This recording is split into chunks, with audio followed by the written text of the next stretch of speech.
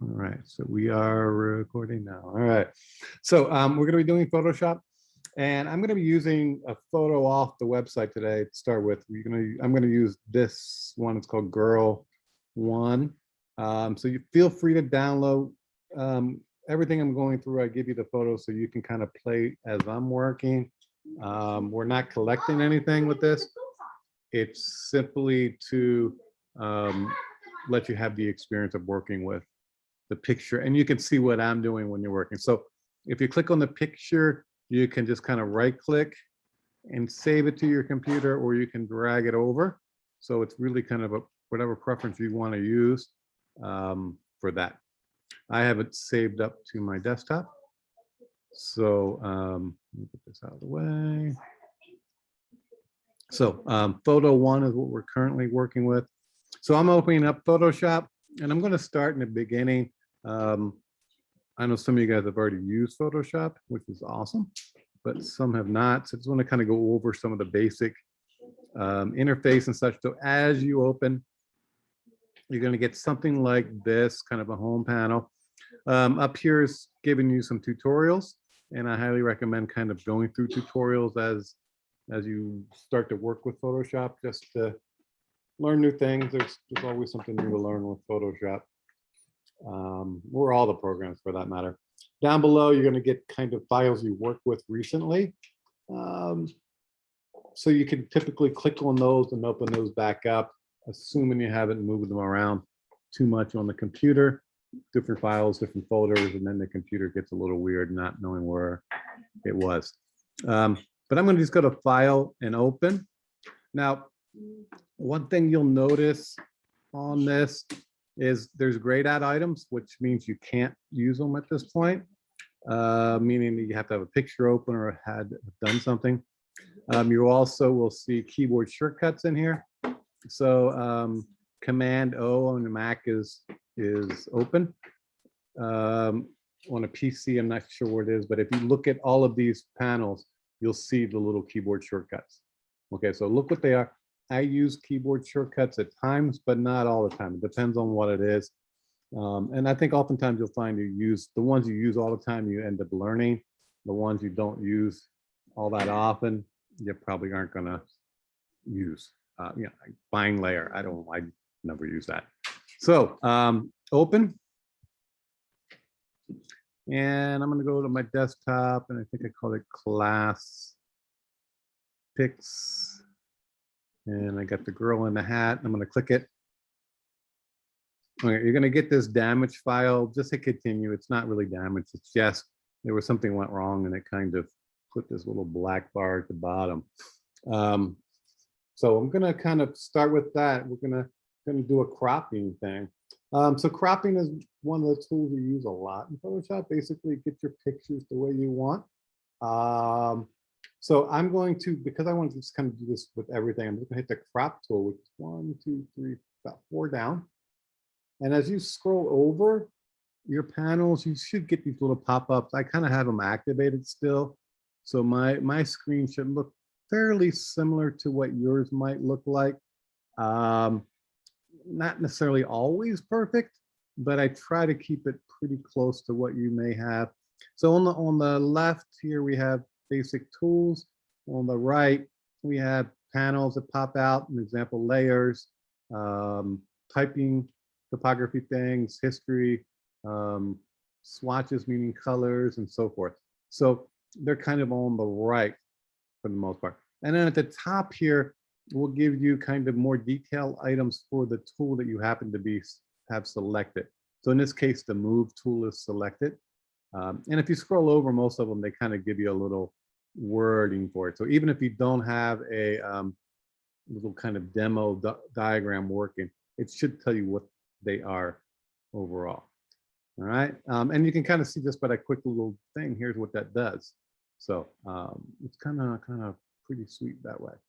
So going down to crop, I'm going to select that. And when I select it, you'll see these little handlebars pop out. Now, if I hold down on crop, there are other items. Okay, so if there's a little kind of triangle, that means there's other items underneath that tool, which will pop out.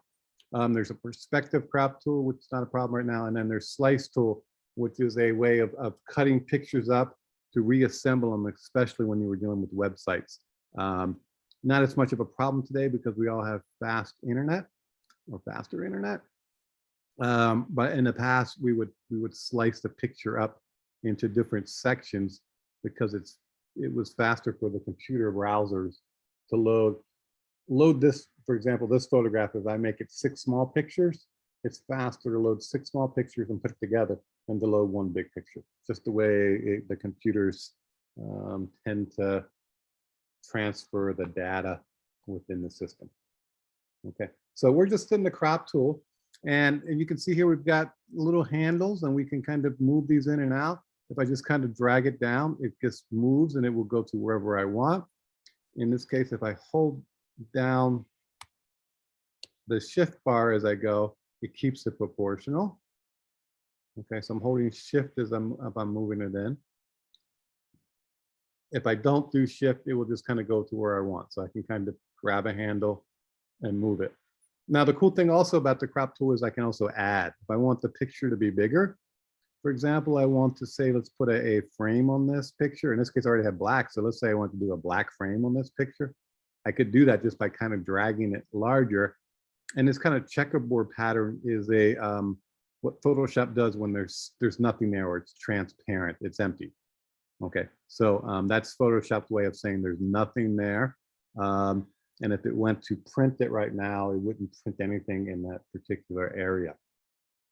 Okay, so I'm going to just crop this down to size. I'm just, again, dragging my handles in to where I want them to be.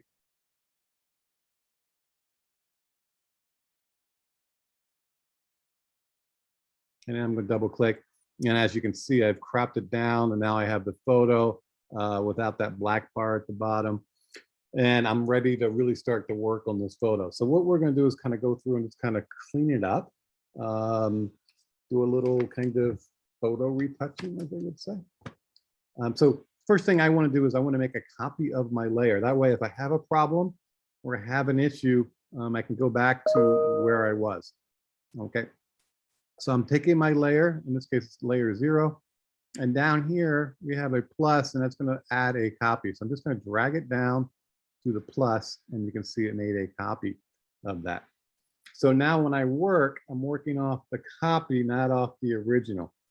Again, that way, if I go too far or make a mistake, I can go back to the original. And I always have the original to go from down the line, because things will happen and you'll want the original just as a reference point also to kind of see how far have you done, what changes have I made. And by turning things on and off by the arrow, or the eye, you can kind of see the difference. So if I make a big change here on this layer, I'm just going to paint in, just make a paint on here. So we can see there's change, right? This is different. So I can quickly turn things on and off to see what that change was. Okay, so that's the eyeball here to kind of get the view. So sometimes you want to see, what did I do, or how different is it? How much brighter or darker? Turning things on and off, and that gives you a reference point to go from with that original. All right, I'm going to do a Command Z, which is undo, and that's going to take that off because I just did that. So I can undo that. Now, the other way of doing it is looking at your history. Okay, and if you don't have any of these panels, you can go up here to window, and most of them are here. Okay, so sometimes we'll want a panel that's not showing up, and we can put that in, turn that on, and copy it over. Let me just get one that's not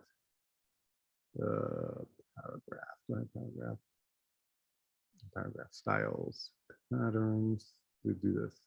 So I've got this patterns thing. Well, again, these panels can be moved around. Okay, so they can be pulled out, and they can also drop them in. Okay, now it's part of those panels here. So layers, for example, is here. I click on it and it pops open. If I want it to be open all the time, I can literally just kind of drag it out and it will stay open. And then I can open other panels. Okay. The computer's going to slow down. Don't crash on me. There we go. Okay, so you can open up other character panels or other panels with that. Oh gosh, I got the wheel. Shouldn't have the wheel this early. I call it the beach ball of death. It's the computer thinking. So give me a second here. I'm gonna do some preventive things. I'm gonna quit some programs. A quick question. Yes. Out of curiosity, are you using a MacBook or a desktop? I have a MacBook Pro. Oh, okay. And it's Do those MacBook Pros usually work well with Photoshop? yeah. I've had this one. We're looking at 5 years. I'm about ready to get an upgrade. Oh, nice. So I mean, it's a I found about every 5 years you have to upgrade. So Yeah. I'm about 5 years in with this one. Oh, About 5. time. Might even be 6 at this point. It's about 5. So it's about time to. They're faster, the newer ones. They've got bigger hard drives. I mean, I have stuff that's backed up off of hard drives, but when you're working, you tend to keep it on your hard drive. So, yeah, I've had no problems. And in fact, I don't think I would buy a desktop anymore. I know the laptops cost more, but I just like the portability. That if I go somewhere, you could just do it anywhere. yeah, I can do it anywhere. So I'm home now, but like, I could be, in, I don't know, in Hawaii teaching right now. It wouldn't matter. But with the Zoom stuff, right? As long as I have an internet connection, I could be anywhere. Have you ever tried Photoshop for the iPad? I haven't. It's kind of like a supplemental thing. It doesn't do anything the desktop would do.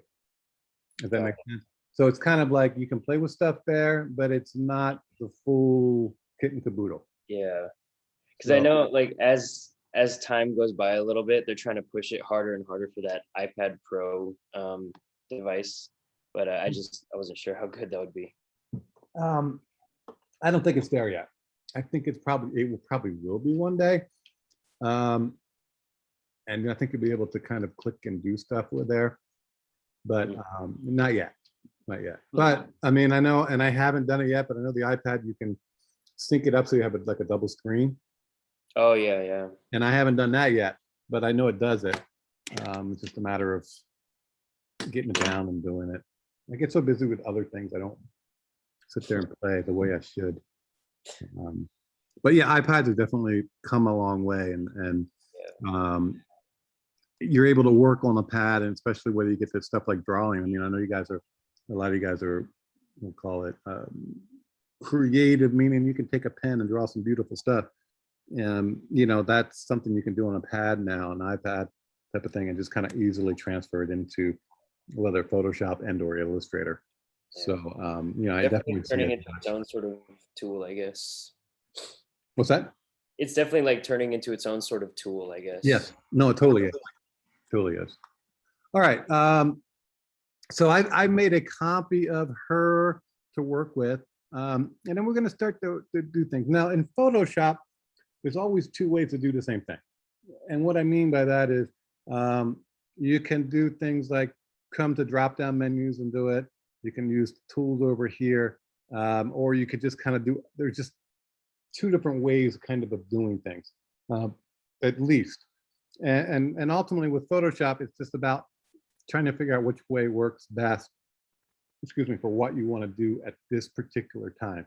And what we're going to do right now, our goal and objective is to kind of clean her up. And we see she's got a few blemishes, nothing major, but we all have blemishes, God knows.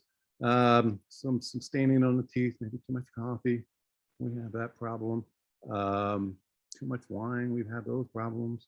But we want to kind of clean it up. And we would always do this. Again, whether it be your own photo or a photo of somebody, we just kind of go in and kind of tweak it out, because that's probably what we want. We're not going to be dramatically changing things, but we can. And I'll kind of show you how you can, in many ways, kind of push it.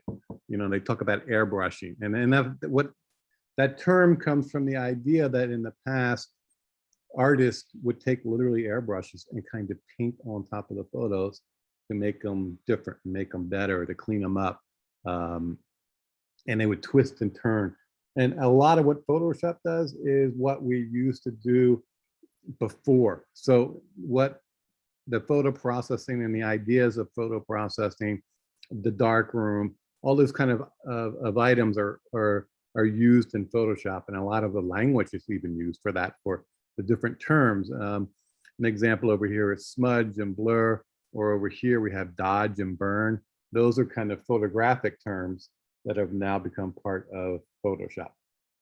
Okay, so we've cropped it. We're all good with that. We made a copy to start with, and now we want to start to get rid of the blemishes. Now, there's two ways of working. One is we can work directly, in this particular case, to remove blemishes. We could work on the layer itself, or we can work on a blank layer, which allows us to kind of be non-destructive. So you'll hear me use that term non-destructive a lot. And what we're trying to do is kind of preserve the original picture as much as possible, so we can make changes later. Because I can tell you, your clients are gonna always wanna make changes, or you're gonna wanna make a change for that matter, as you go. So once I make a change on a layer, it kind of becomes part of the layer, especially after I open and close the file, it becomes part of its permanent history, okay? Whereas if I work on a separate layer, it's still separate, and I'll be able to work and keep it to be down the line. So let me just kind of show you. We're gonna work with the spot healing tool, which is 1, 2, 3, 4, 5, 6, 7 ones down. Looks like a Band-Aid with a little circle. And if you look, there's a couple other tools in there, but we're gonna do the spot healing on that. And you can start to see I get a circle, and that circle's kind of showing me my brush size. So up here, I can click on the details, and it says my brush is 150 pixels. The hardness is 46, so 100 is a crisp hard edge, where 0 is kind of a soft fuzzy edge. Okay, don't worry about the spacing. That's not a problem right now. But the sizes, you can adjust the size here. You can see it gets smaller. I'm gonna make it bigger, and it gets bigger. It's so big you can't even see it. It gets bigger. Okay, now, oftentimes what we're gonna do is we're working relatively quick. There's a keyboard shortcut to make your brushes bigger or smaller, and that's the brackets next to the P on the keyboard. So there's the O, there's P, and then there's a bracket left and a bracket right. If I use the bracket left, it makes things smaller. Let me get out of here. Oops. Okay, sorry. Bracket left is smaller. Bracket right is bigger. And you're going to use that keyboard shortcut a lot, because as you're working, you want to kind of make, in this case, we're going to want to make the brush a little bit larger than the area we're trying to modify or change. We don't want it to be so big that it does a whole big part of the face, and that's going to really mess it up.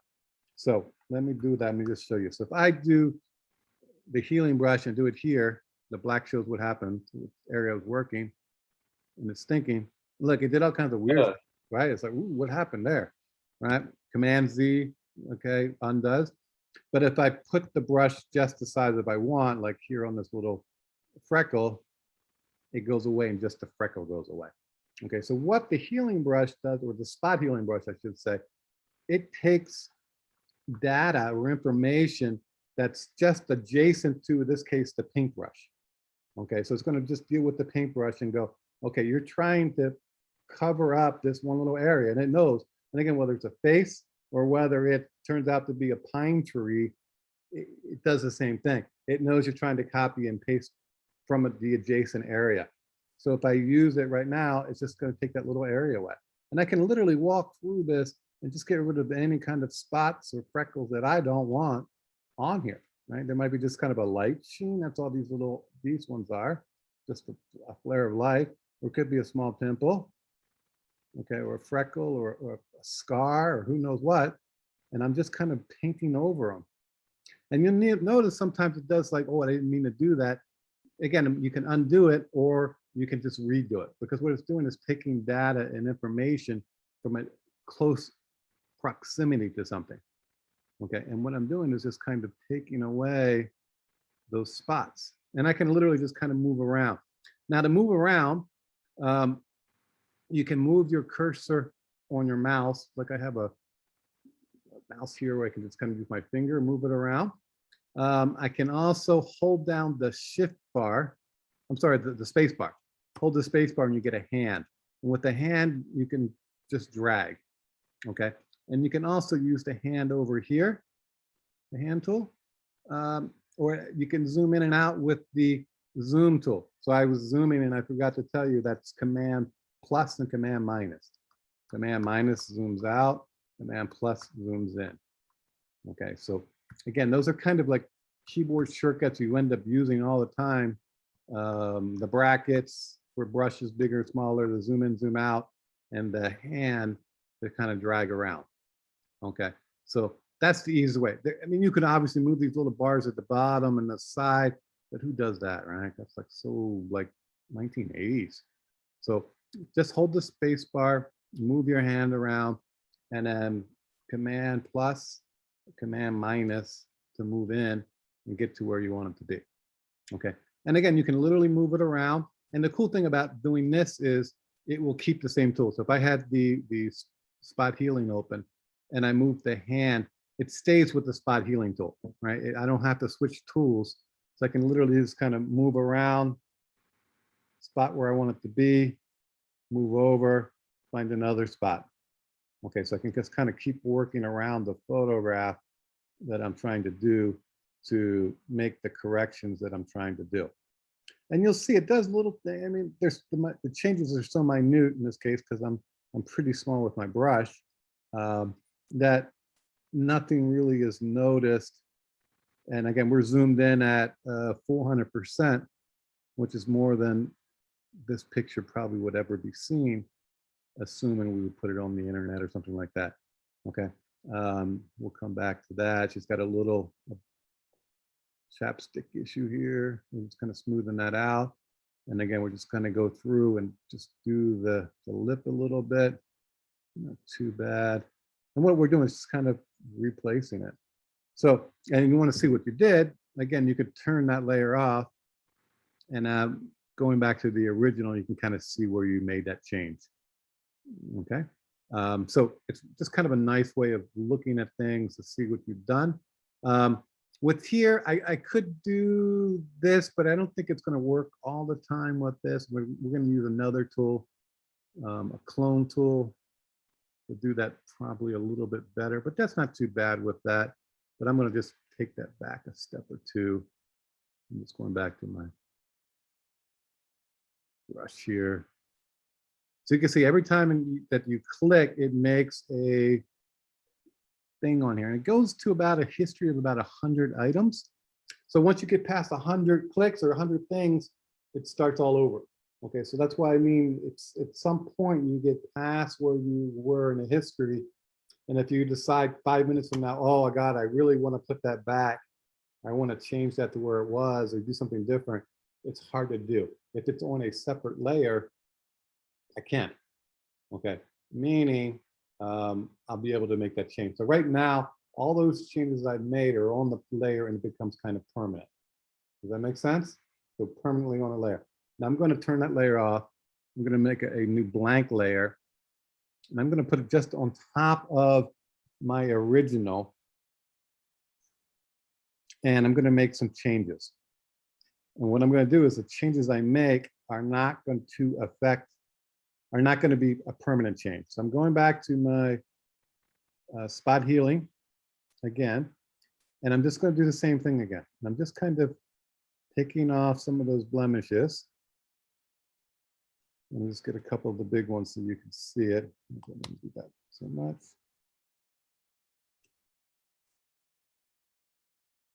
Just picking off the blemishes. And you notice I'm working on what looks like a blank layer.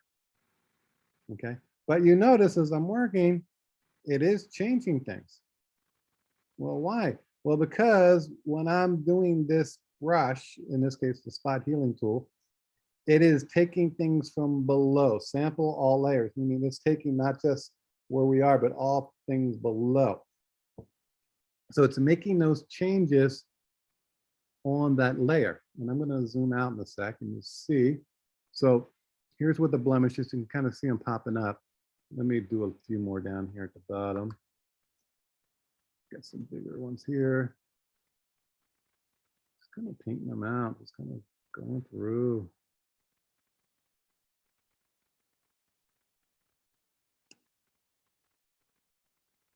Spots in there. We all have the little freckles or sunspots. Okay, we didn't put our makeup on right that day. You can just kind of makes us human, no problem.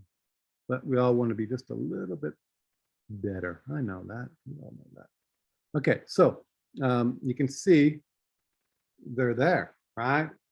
On the photo below. But we did something here on a blank layer. So why did that happen?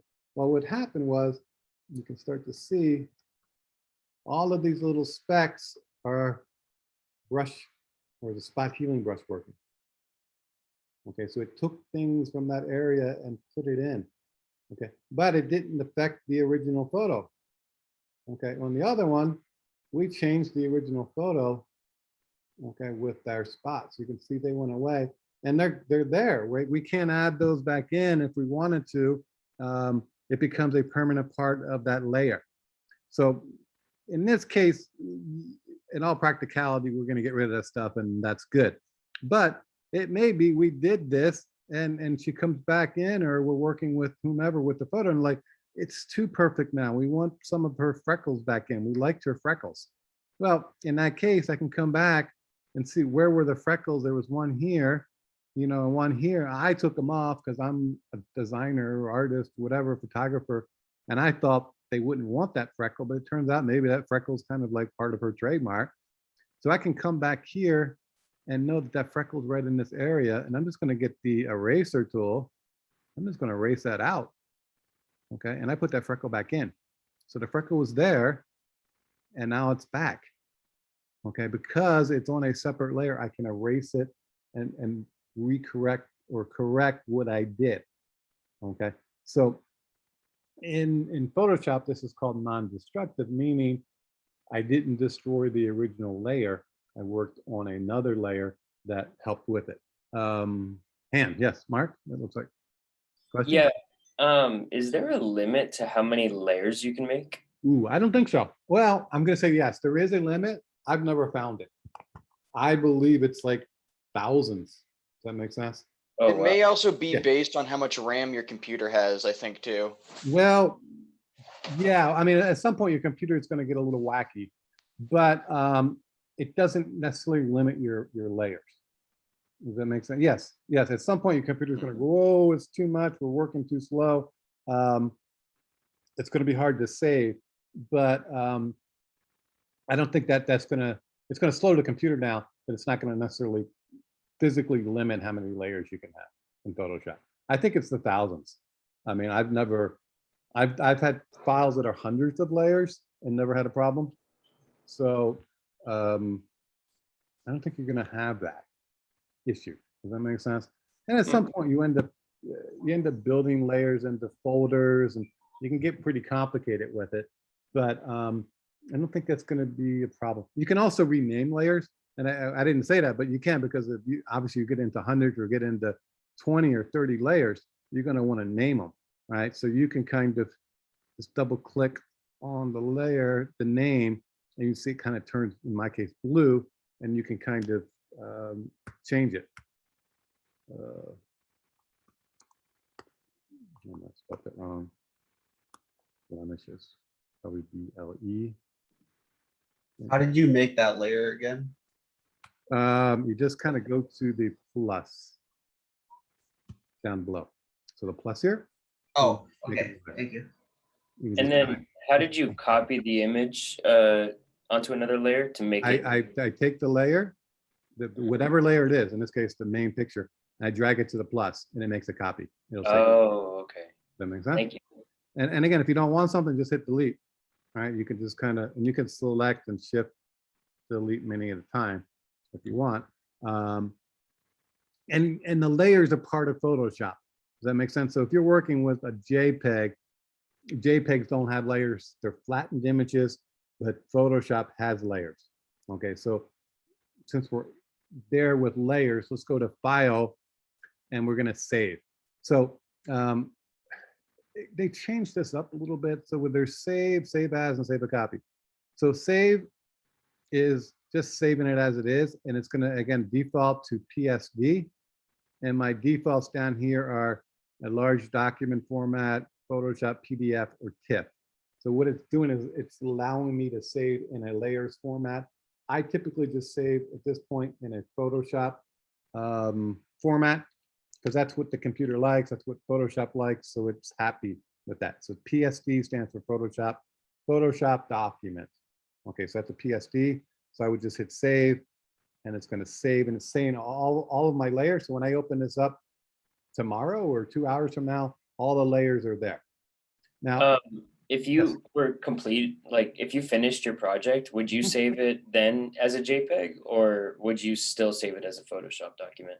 I would, well, it depends on what the purpose is. If it's going to be, let's say, put up on a website, it needs to be a JPEG. You can't put Photoshop documents up on a website. You really can't, you can't even necessarily print from Photoshop documents, meaning put it in a book or a magazine. Okay, you would save it as a JPEG or a TIFF or something else. So Photoshop, the PSD files are all what I call working files, files that you're going to work with and change and manipulate. And then you will ultimately typically save it as a JPEG or a TIFF or a PDF to be turned in, okay, or to turn into the client or used on the website. So if I open the save as, you would think it'd be the same, and it is. It basically does the same thing. So the save and the save as now, this is a new change to Photoshop. Got a little weird. It used to be save as, and you have other options down here. You don't. So it's the same name. If I go to click save, it's going to go, do you want to save it again, or do you want to add a new name to it? So I'm clicking it. So do you want to replace it? And I'm going to cancel right now. I don't want to replace it, but it's saying it's the same. But if I go to save a copy, I get what used to be the files that we were used to seeing if you've used Photoshop before. EPS, a GIF, I really should say, JPEGs, PDF. You can do a Photoshop RAW, which is relatively new. And then we have TIFFs down here. So there's a variety of formats here. The ones that we'll use typically are like a BMP, a GIF, JPEG, PDF, and TIFF. They're the ones that I kind of use for the most part. So if I want this as a JPEG, you see it's already defaulted to girl with hat copy, because I'm saving a copy. I'm gonna go JPEG, and it's here. If I wanted to keep the old name, I would just kind of get rid of the word copy. And then I'm gonna hit save, and it's gonna go through, how do I want to save it, with the options of a big file or small file. I typically go with my largest file, but again, depends on the purpose that you're trying to do. Click OK, and now it's into the folder. You see, we still have our PSD open. We haven't changed anything here, but that it saved a copy of this file with in a JPEG format. Okay, in a JPEG format is flattened. So if I open up the JPEG, girl with that, there she is, the copy. You see there's no layers, it's just this background. So it's the same thing here, okay, but there's no layers. And it saves whatever was turned on, okay? So in this case, I'm saving the JPEG, but it only saved these two layers, the blemish and the layer 0. It didn't save this one because you don't see it. So unless you see it, unless it's turned on, it doesn't save it in the JPEG format. Does that make sense? So if I had this layer here, and I'm just going to go to make this like huge color change. Okay. Obviously, that's like crazy. Okay. If it's turned off, it won't be saved as a JPEG. It will be saved as a PSD, but it won't be saved as a JPEG, for this example, because a JPEG flattens the layers where a PSD or Photoshop document does not. Okay. So you always want to kind of keep a working file going to make changes and adjustments. Okay. And then, like I said, I like to work with the idea of working non-destructively so I can come back and make changes later. Right now, I mean, these are minimal changes. They're little blemishes. You would probably do this all the time anyway. And it's just a matter of why wouldn't you do it? But when you get to more complicated things, you may want to keep it this way because you're just going to be adding things in, taking things out. And we'll get some more complicated kind of things as we go. So any questions on like this spot healing brush? That makes sense to everybody? And what we're doing again is just kind of changing it here. Yeah, I do. I was getting so lost with like I found the spot. Yes, I know. It's okay. I No, that's found the fine. spot. I found the icon for it, but it Okay. took me a little while. And then but every time I go and try to touch the image I have up on my Photoshop, Mhm. it keeps saying option like an error thing comes up saying you need to click option something. Now I Well, can't do it. okay, then I'll show you what it is. You're probably into healing brush. Oh, There's two tools. Again, this is no worries. This is what it is, right? So I'll show you this the healing brush. So the spot healing brush we did basically you touch an area and it will change. And I'm going to just do stuff on the eye where you can see it. So I'm just kind of doing here, and it did some weird stuff, and you can see where it's taking information from somewhere nearby because that's what it thinks it should be. With the healing brush, which is the next one down, it does the same thing, but it does what we call cloning and also kind of the spot healing together. It's like kind of two tools together. So it's going to ask you to hold down the option key to basically hit a target area. Okay, and when you have a target area, it's saying take information from there, but also take information from the area that's nearby to paint in. I'm going to take information from the eye over here and paint in. You can kind of see the eye is kind of loaded on to the brush now. And if I draw, it's putting it in. Okay, but it's not like completely putting it in. Does that make sense? So it's not 100% opacity with it. It's just kind of bringing it in. Again, so it's a way to kind of heal things, but not quite perfectly heal things.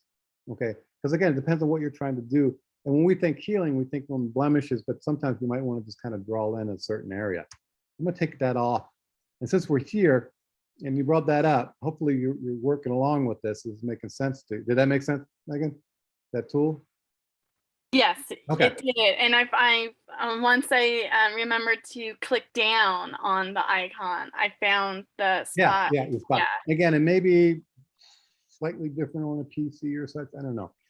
I'm going to go two tools down for me, and that's going to be the clone stamp tool. Now, this used to be what we used all the time before the healing brushes came into play. So things have gotten a lot easier today. Let me get this smaller now. So what the clone tool does is it takes from one particular area, it puts it in another area. So I'm going to, again, go over by the eye here. I'm going to hold down the option, meaning this is my source that I want. And then I'm going to come over here and I can make my brush bigger. And I'm going to draw in her eye. So you can see what it's doing is literally copying from over here on the left, where you see that little cross, and it's putting it to where I started to draw. Okay, so if I want to put another eye over here, I would have to click back on the eye again. So right now, if I click, it's just going to wherever that arrow was that source point. You can see it's now above her lip in between her nose. It's going to actually draw in her nose in there. Okay, which I didn't want. Command Z, I can undo that. So if I want a fourth eye, I can click over here on the eye again with the option and then draw. And it draws in another eye. Now, obviously, this is kind of weird, but this would easily be in play with something like we had, I don't know, a tree in forest, and we want to put that in, or we want to paint out somebody from a photograph. And we'll get to that. The idea of, you know, getting rid of your ex from you've got the perfect picture. There's you're on the beach, you're in Hawaii, the sea turtles are at your toes and it's beautiful and there's a rainbow. And then there's your ex and you don't want them in the picture anymore. Well, you can get rid of them. That's Photoshop. So you can keep this beautiful picture of yourself and get rid of the other thing. And again, that's where the clone tool comes into play, where we can clone out things and make things disappear and such. So that's the other way of doing it. So the healing brush is kind of the one that's just a Band-Aid. That's kind of in between the clone tool and the spot healing. Okay, that's kind of the best way I think to explain it. So the clone copies directly or copies exactly what was at the same intensity for the most part. And then the healing brush is kind of in between, but it also brings in some of the spot healing ideas. Okay, so it's just really a matter of kind of working with seeing what tool kind of does the best for you at that point. Actually do a mistake. So undo a mistake is Command Z, okay, which is under edit. It should be here, up here, undo. So in this case, saying undo the clone tool, but it's undo, okay. Or you can go to the history, okay, and go back. Or if you did it on a new layer, you can take it off, just turn that layer off or delete it from that layer. So I can come back to these eyes and I don't want them there. I can just literally come back with my eraser tool and just kind of kinked out those eyes and they're gone, right? They're off. I didn't change the picture. I just changed it on the layer that was here. Does that make sense? Had I drawn it on here, if I do the clone tool and put the eye on this, it's basically a part of the layer. So now if I wanted to get rid of that eye, and let's say I saved this and went 100 steps or so forth, I would literally have to either A, turn that layer off and go back to my original, okay, or try to copy in what's below the eye, okay, because it's part of that layer. Okay, so that's why working on a separate layer, if possible, is what you want to do. And again, it's not always possible, but most times you can, okay? And you have to kind of look at the tools and see if they do. So on my clone tool, you see it says sample, it says current and below, meaning it does the layer below. Okay, so if it's not working for you the way I just did it, it's because it probably defaulted to current. So if I do clone here, and I'm going to select here, and I'm on current, it doesn't do anything. It's copying, it's only copying what's on that layer, which is literally nothing, a couple little blemishes. Okay, if I do current and below, it's doing the layer directly below, which is here. If I do all layers, it's going to do everything below. Okay, which you probably don't want necessarily, but you may. But again, we're just doing the layer and below.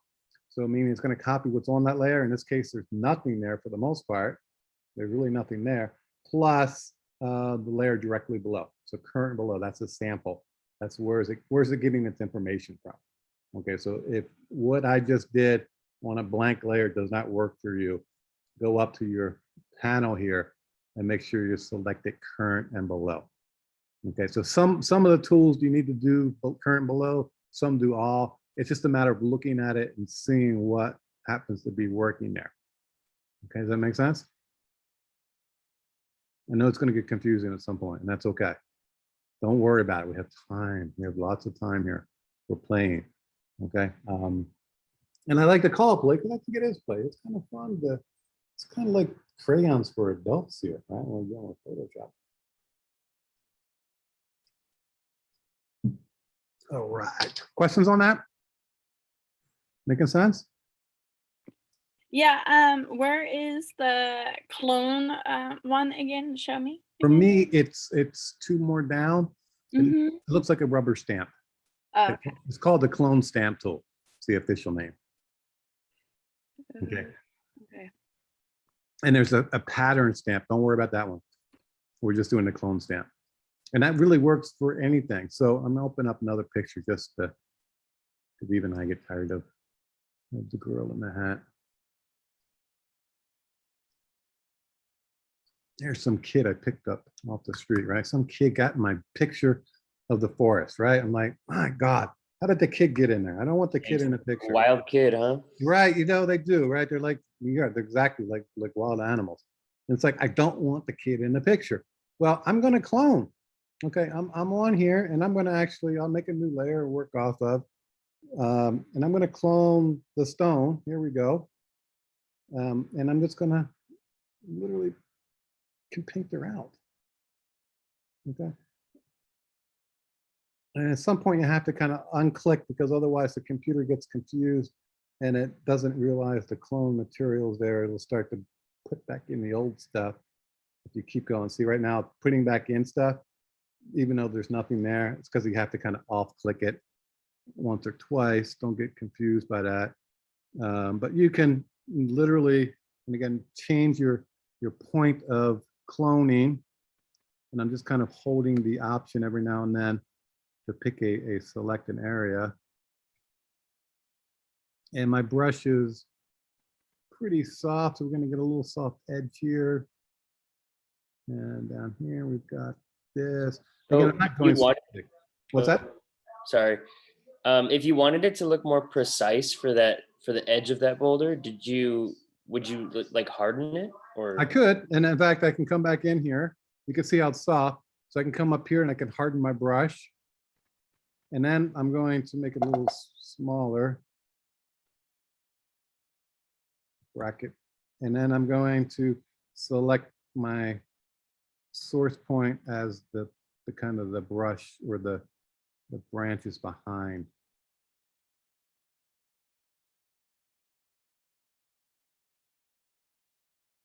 And at some point you'll see kind of like duplicates. You kind of get these patterns going sometimes. And that's where you just kind of select someplace else and kind of put in some other kind of marks. It kind of gets rid of those patterns that sometimes occur because of the cloning, the copying. Yeah, and you can just kind of go through the whole thing and you'll kind of go through and just fix areas.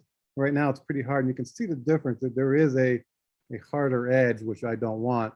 So I'm going to come up here and go back to like 25% hardness on the brush, kind of draw it in. And again, you want to be kind of close because even though it looks the same, there is a color difference between here, over this area, and over here. So when you're cloning, you want to be relatively close to where you are so you get kind of an equal balance with the color in this particular case. Now, I'm doing this and I didn't do any color changing, which I would have because the photo itself is dark. And I'm just going to quickly clone her out. But you can see where, when you have that great picture of yourself and you want to get rid of something in it, when this is all said and done here, you won't even have known that they were in the photograph had you not seen the original. And again, I could spend, half hour working this up properly and I get all the colors just right. I'm doing this quickly for demo's sake. Wow, that looks pretty realistic. Right? I mean, it's pretty good, right? I mean, Photoshop does a pretty good job of working things. Now, and had you not known there was a person there, right? You wouldn't have known. So that's really kind of the power of Photoshop. And in this case, we're using the clone tool, and you can use other tools to do the same thing, but you kind of have to select and decide which one will work best. And you got to think of your process. Right now, if I want to do a color change, which I would because this picture is kind of grayed out and I would want to make some color adjustments, you would want to do those first before you're cloning. Because if I do that, the clone is still going to be the color that it was. Does that make sense? So we don't want the old color, we want the new color. So a lot of it's just kind of thinking out as we're going as to what will child has been defeated. You're right, your child has been defeated. Yeah. Some days I hear, those that are parents, there's some days you just wish you could paint them out. Just for an hour. That's all. Just to be cool. But it's still there. Like I said, it's below. They're easy to bring them back and forth. But if you want to, again, think the process. Okay, I want to take that person off the photo or take that object off the photo. What do I need to do? And then what do I need to do first? In this case, overall, I would make some color changes to the photograph itself.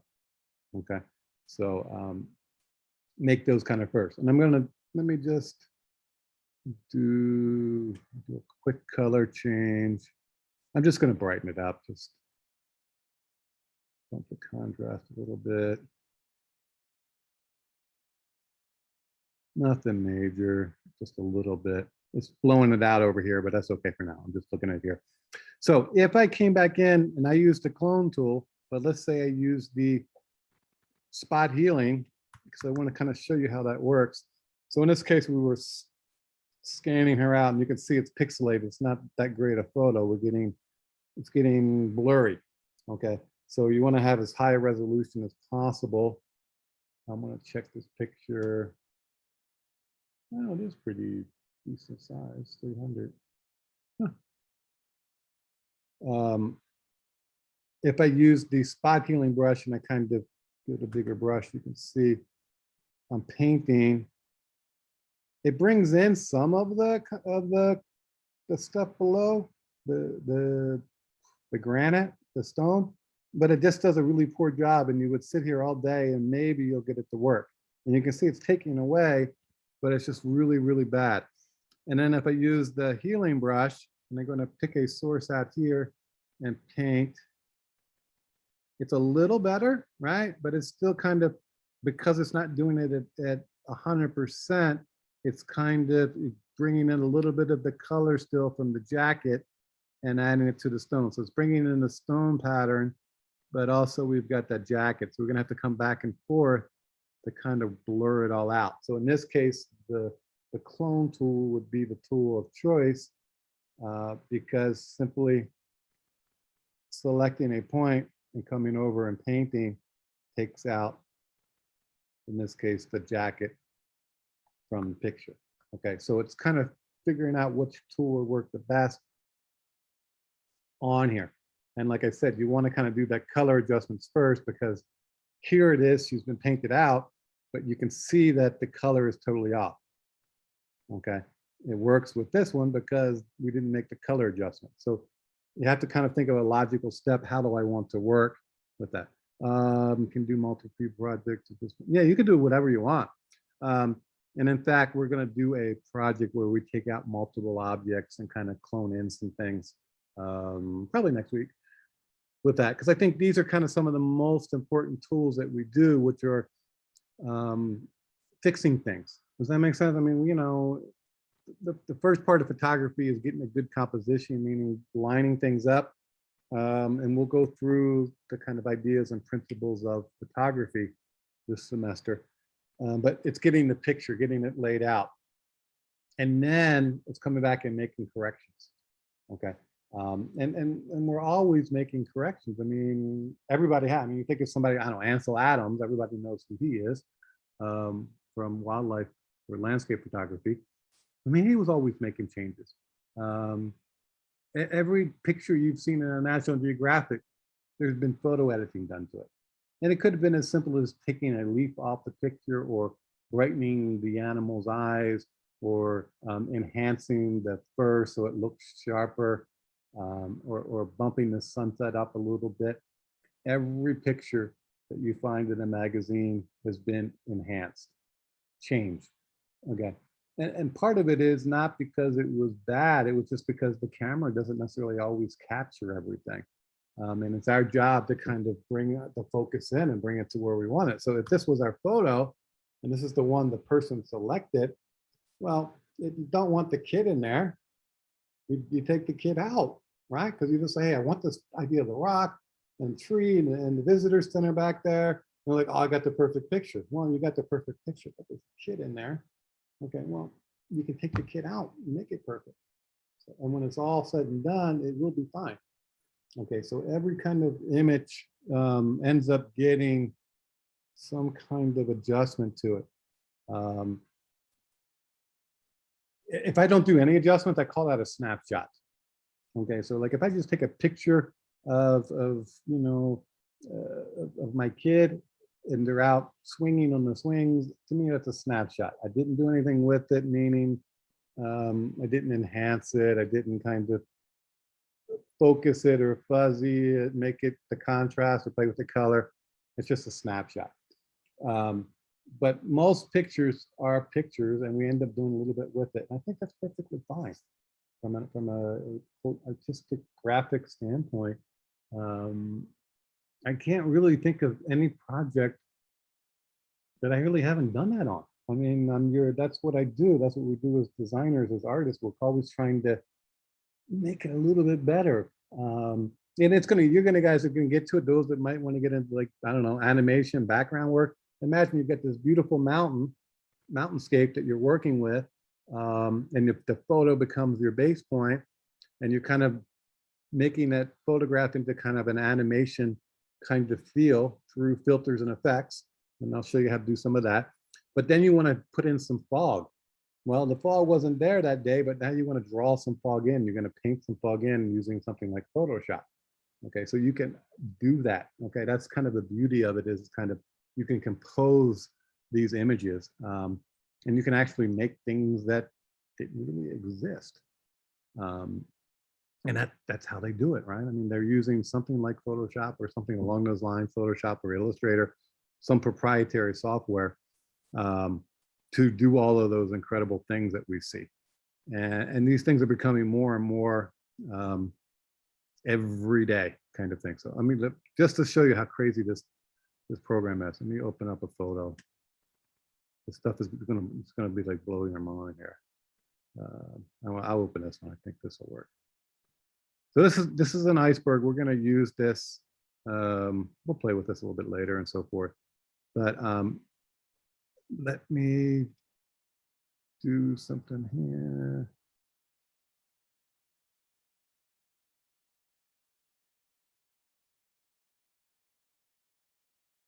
Okay, so I just clicked under select and I did sky, and the computer found the sky, right? It pulled out everything from the sky. So I have the separate sky there. The Photoshop is getting so smart, it's crazy.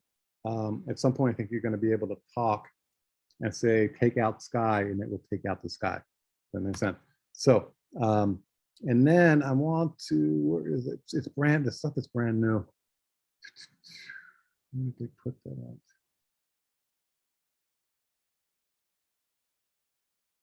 It's not neutral filters in it. Give me a sec. I'm just looking. Maybe it is. Let me see.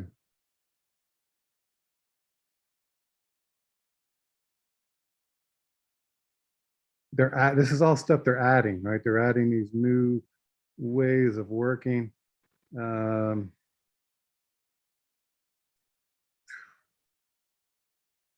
that's not there. Can't see. They added this thing where you can change the skies. And I'm just trying to think where they had it at, because it's relatively new. I've played with it, but I've not loaded it.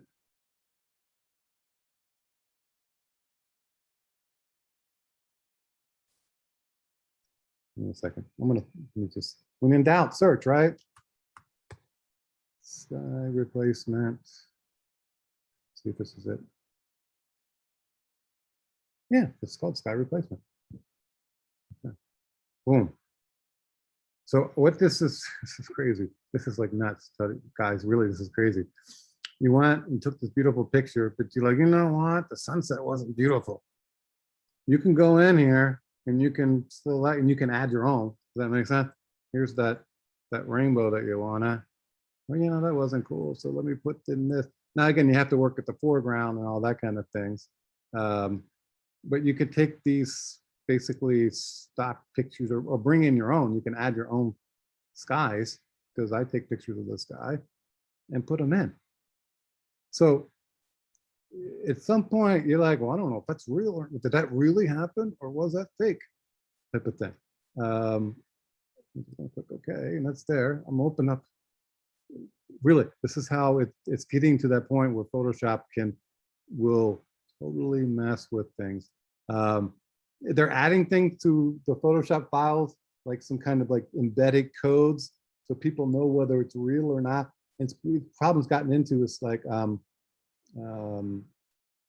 legal stuff, where people have put in a photo of somebody or something, and you're going to go, well, that really wasn't the case, but it looks so real. And again, you can make this stuff look so real, it's hard to tell. I'm going to open up this photo, which is, there's crazy, right? There's trees, there's all kinds of stuff going on, right? There's all kinds of stuff going on. And I'm like, yeah, it's cool, but you know what?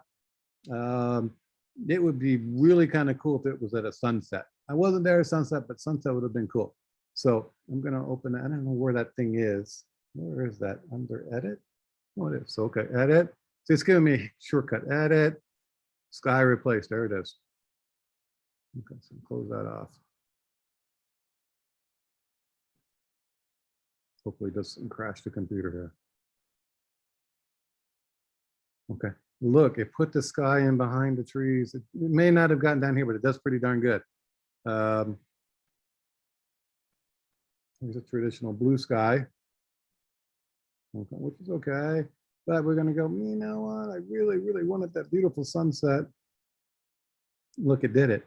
And it almost looks like it did it behind down here. So it's getting in between the trees here. This is like nuts. Okay. And you can make the sky bigger or smaller too with the proportions here. I'm gonna click OK. All right, and I'm gonna zoom in. I just want to see if it caught it over here. No, I don't think it got quite into there. But it got over in here. You can see there's a little bit of a color shift. Trust me, I can fake that out and I can make that work, and you wouldn't even be the wiser. Okay. Now the problem with the photo is that the rest of the picture doesn't look like it was sunset time, right? So I would have to do some color adjustments. But see, here's what it did. It added layers in with, no, it is putting it in over there. It is changing it with masking layers. Okay, we'll get into all this stuff, but I want to kind of show you how awesome, cool this stuff is starting to get. So soon you're going to be able to just kind of put in your favorite person and say, replace me with them, and it will do it. Okay, Photoshop is getting incredibly smart and working kind of really awesome things in the future. Okay, so now I just have to play with that background layer, give it some color tint, and I'm going to just do a quick color tint. I'm going to do we call it a photo filter, just kind of warming things up. And get a little bit oranger, a little orange. Okay, not perfect, but it's better.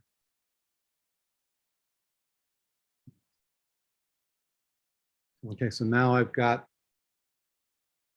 the palace, the royal palace in Oahu at sunset, right? Wasn't there at sunset, but when I'm all said and done, you're going to think it was sunset. That makes sense. So this is kind of some of the power of Photoshop. It does some really cool stuff. We're going to keep doing that. Questions so far? I'm just kind of going crazy here. I'll do this later. Let me the iceberg. Don't save. And we don't need that for now. Don't save. You want to add a person there, for example. How would you would basically you could copy a person in, open up two files and copy over.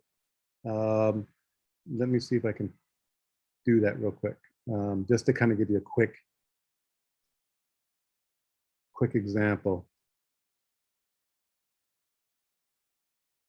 Well, I'll use the statue here. Let me get the statue full size. So here's the picture. It's obviously it's crooked. It's no big deal. We've got this, and let's say we want to put this statue in front of the royal palace, which it's not. Now, you know, you see it, you think it is. You know, we're not there. Those of us weren't raised in Oahu, Honolulu. We just kind of think it's the same place. It's a different space. Literally, this is across the street from the other place. But let's say you wanted to change things in history. I'm going to just use the Marquee tool, which is the second one down. And I'm just going to select. I'm going to select a little bigger because I want to get all of the statue in it. And I'm just going to copy Command C. And then I'm going to come back over here. I'm going to do Command V, and I'm pasting it in. And I got to put it on top. And I can scale it by using Command T, which is transforming it. Get it down to where I want.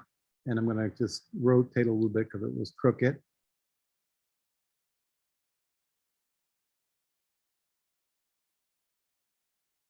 So this could be a person, right? In this case, we're using a statue. And then it's just really a matter of taking out the background. Okay, and I'm just gonna, this is not how I would do it, but I'm gonna do it just for the sake of a demo, which is just kind of erase the background here. Let's see if it's gonna do it. It's gonna work for the most part.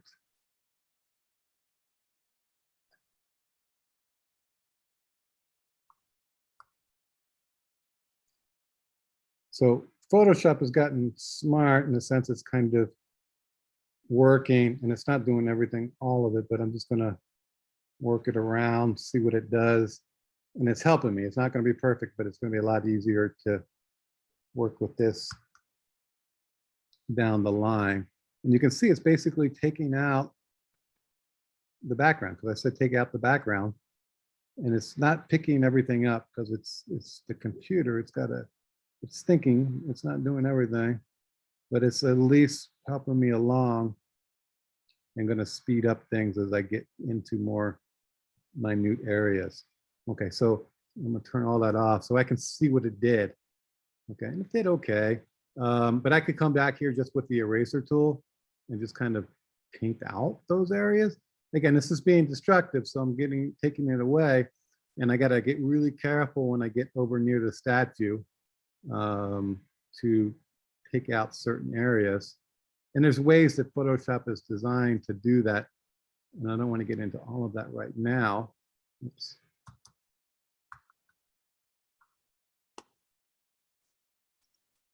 Went too far, I took out this. Oops. The eraser is getting too big. I took out this sphere, which I don't want. So I'm just going to quickly just kind of working it in. But you could see if you take the time, and again, I'll show you ways that you can get very, very specific and get rid of just the background and not everything else.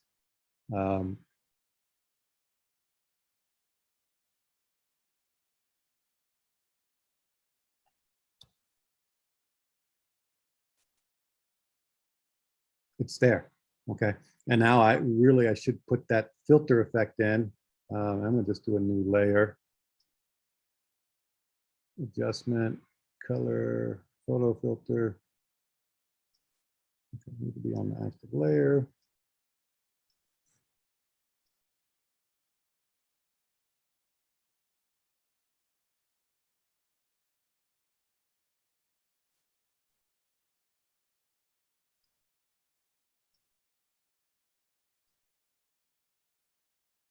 Up to the orange. Pump that up a little bit so it's matching where it was. And you can see, again, working it up and putting it in, you'll be able to put that statue in place. And you can come back in and add shadows and point that's reference for lighting and so forth. All that can be done. That's all things you'll have to do as designers, and to start to look at photographs so you can see where's the light coming from, what's it doing, and all that kind of stuff. And by the time you're done, no one can tell the difference. Okay, you know, you can't tell you were here. The next thing you know, you're in a new place. That makes sense? So it's pretty cool. It's a cool program. I think you're gonna really like it. So questions? I'm gonna give us quite a little assignment. Nothing, no big deal. All right. So what I want you guys to do is find the girl picture if you haven't already, and I want you to give her a third eye. Okay, I did it today real quick. My recommendation would be to do a new layer, use the clone tool, select the area and kind of just draw her in. Okay, And then when you have that done, you'll want to come back through and kind of clean it up a little bit, right? Because right now there's the color difference. So you can play with brightening it or darkening it with the adjustments here. Okay. You can play with the layer styles. This case, I can tell you, it's probably not going to do a lot. Okay, but I'll show you where this kind of works quite well later.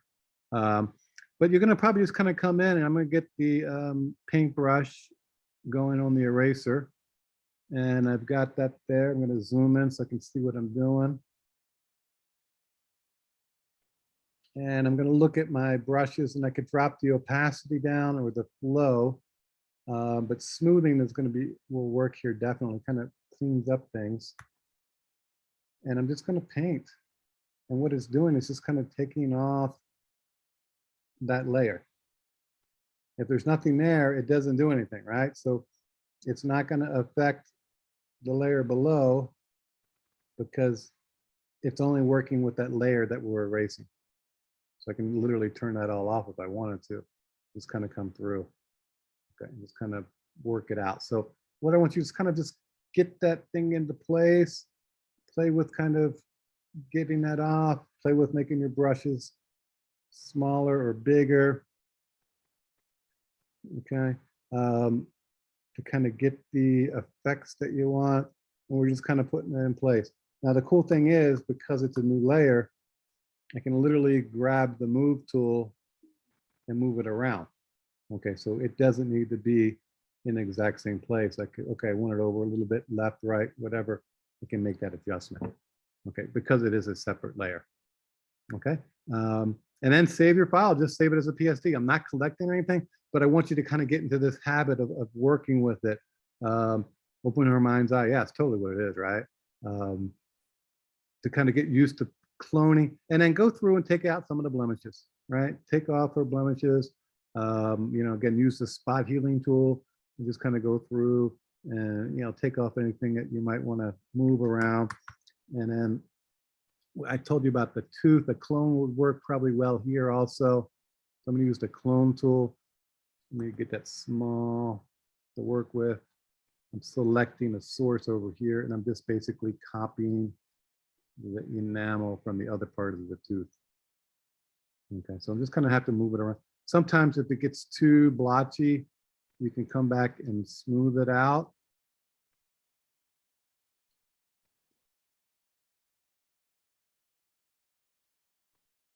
Just kind of getting rid of some. So to me, it got a little blotchy in there, and that's where there are other tools, like a blur tool or a smudge tool. Okay, so the smudge probably will work here well. Small brush, and I'm just kind of smudging it around. Basically, it's just moving the paint. Think of it as finger painting, the smudge tool. Okay, I'll move it up here so you can see it. Like, here's the lip. You can see it. See, it's like literally finger painting. Oh, so it kind of like stretches it. Yeah.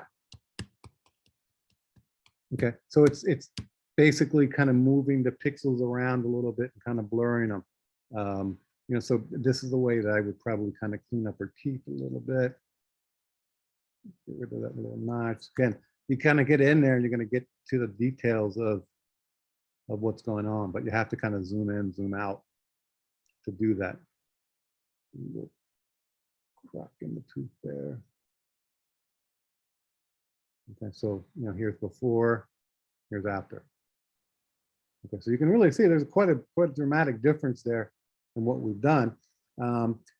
And I think, again, doing these kind of things is perfectly fine. It's not like we're changing her, meaning I'm going to make a new layer just to dramatize this. Let's say I want to give her a smaller nose. I'm going to use the same smudge tool I just used. I'm going to make it, give me a bigger brush. I'm overdoing it here just for drama, but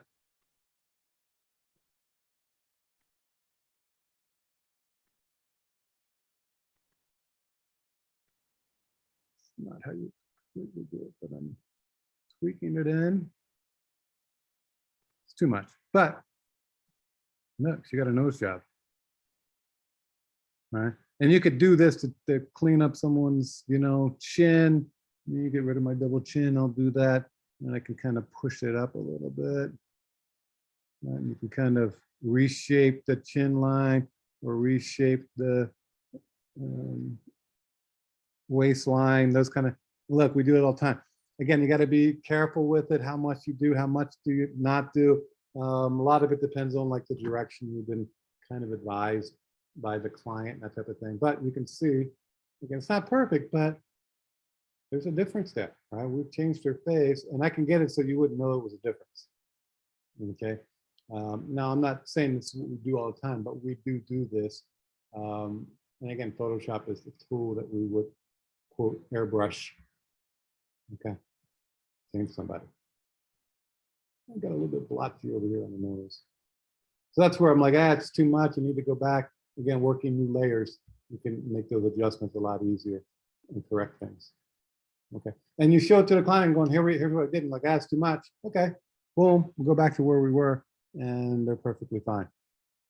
Okay. Take the eye off. I don't want the eye. Okay. You want the, oh no, put the eye back in. Okay. Right. So that's where the layers come into play. And they're really, really helpful because you can make these adjustments and changes as you go. Because I guarantee you, you're going to want to change and the client's going to want to change all the time. That's just the way it is. And that's part of the creative process. It's kind of changing and modifying and doing things as we go. All right, so the homework, we'll call it homework. I'm not collecting anything, but I want you to kind of open Photoshop, give her a third eye or so, get rid of the blemishes, just kind of clean it up a little bit. Nothing super complicated. Feel free to open any other photos and kind of add things, take things away, whatever you want to do. The more you work with Photoshop, the better you're going to get and the quicker you're going to get. Okay. So we're not turning this one in right now? No, we're not turning this in. This is just, we call it exercise, right? If we were in the classroom, I'd have you do this now, and then I walk around and take a look at what you're doing. We're not in the classroom, so you're going to just do it. Okay. Awesome. So this is kind of lab time, as they call it.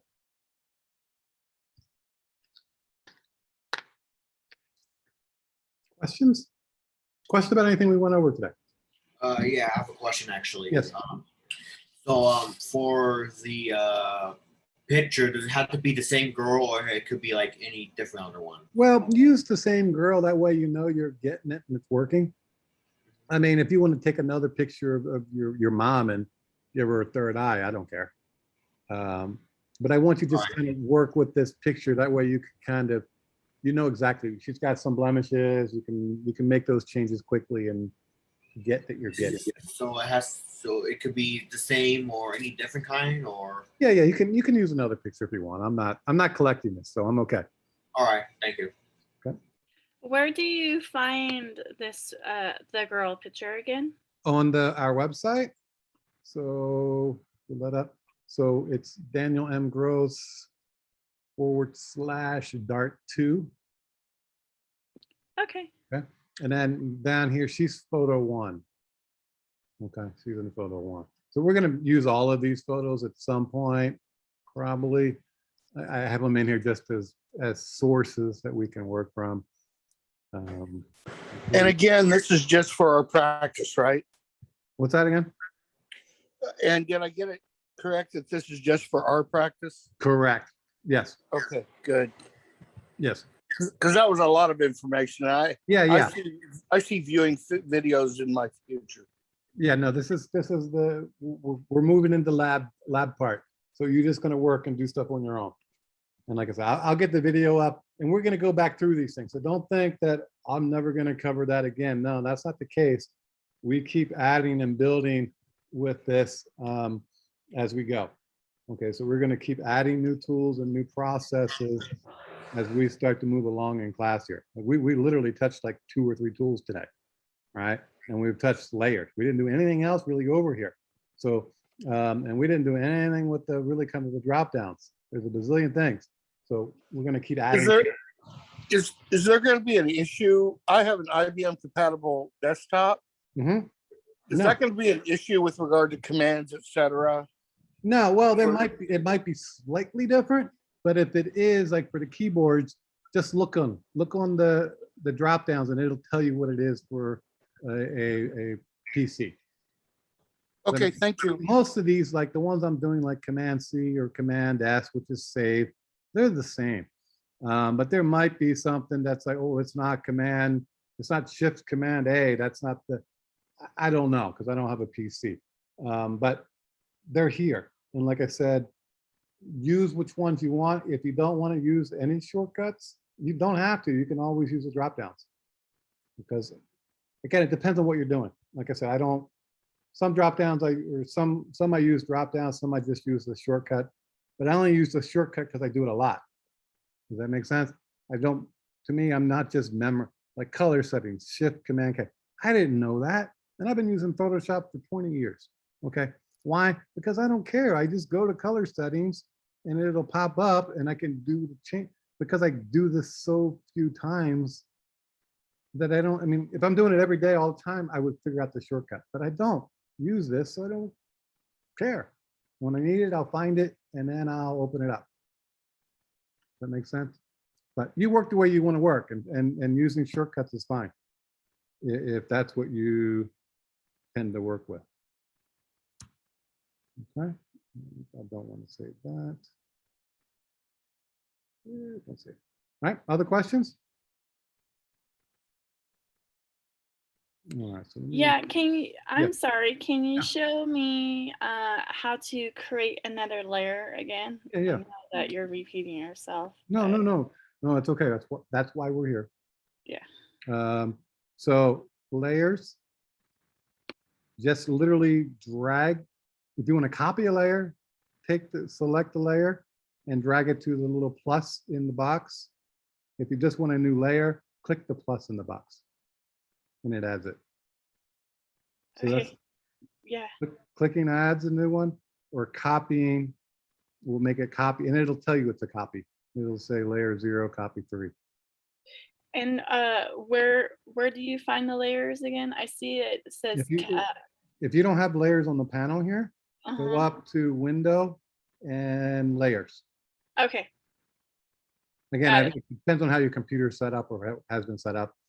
What'll happen also sometimes is you close something you didn't mean to close it. Sometimes it'll be like this. I don't even, well, it's not even working. You'll just kind of close a layer and you're like, I didn't know, Deuce, I didn't want to do that. Like patterns. I hardly ever use patterns. But let's say it's out here and I've taken it out of the right. And if I click X here, it's going to disappear. It's gone. You're like, oh God, where did the patterns go? Okay, and you're looking for it. Well, if you go to Window, you'll find it again and click it and it pops back up. And then I can re-add it over here if I want to. Okay. Or I can take it away again. Does that make sense? Like I just hardly ever use this. But there are things in here that you might want to use. Again, depends on what the purpose is. That makes sense. Yeah. You know, that's a pattern. That's what it does. So I'm putting it on the same layer, but you could add it to a new layer and it's kind of cool. I mean, but it just depends on what you're doing. Some things I just don't do that often. But that's kind of cool, right? It gives it kind of like a engraving kind of feel. All right, you can do that above.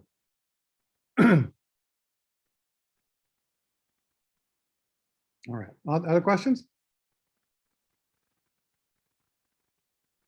All right, so let me pause our recording.